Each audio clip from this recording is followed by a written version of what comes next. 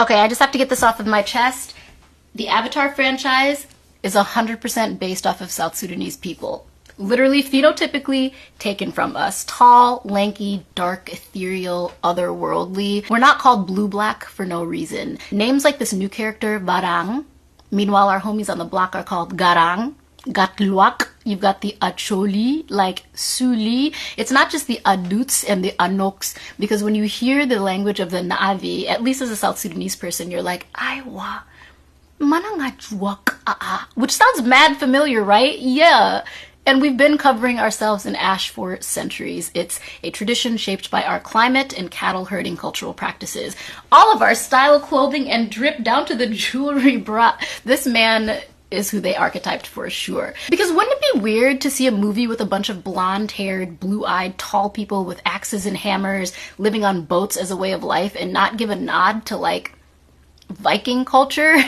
And you might think, like, why does any of this matter? It's all made up anyway. Well, Cap, no, it's not. You're actually telling the story of real people, like Pocahontas. It's fiction rooted in real people, which in this case erases those people from any credit of their own culture, only to be remembered through a myth, which is problematic because fiction becomes fact when it's the only version that people ever see. Ask any Indigenous person how real Pocahontas turned out. And as a filmmaker myself, my commitment to the craft is about the truth, because good filmmakers want to tell the most authentic version of a story, even if it's fictional. Exploitative filmmaking doesn't aim to tell the most honest story. They go for the cheapest version that appeals to the widest market.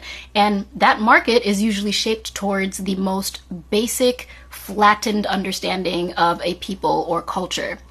So should filmmakers be allowed to make whatever they want? Could Zoe Saldana play Nina Simone?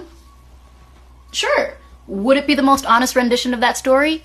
Probably not. And why does this matter in context to Avatar? Because it takes the cultural and underdog humanness of a place like South Sudan, the youngest country in the world, which quite literally defied every odd to gain its sovereignty, and attributes all that world building to Hollywood. And I promise you that Hollywood is not building the future. It just continues to cosplay and recycle these types of stories, strips them for aesthetics, repackages them with CGI, AI, and then calls it innovation. But this is why I love AI, because it is democratizing means of production. So I don't have to wait for my story to be greenlit, or worse, stolen and repackaged by the same machine that first told me that it had no value. So if you truly love Avatar and you want to support the real life people and culture that inspire that type of storytelling, I would love and appreciate your follow and share. Okay, bye.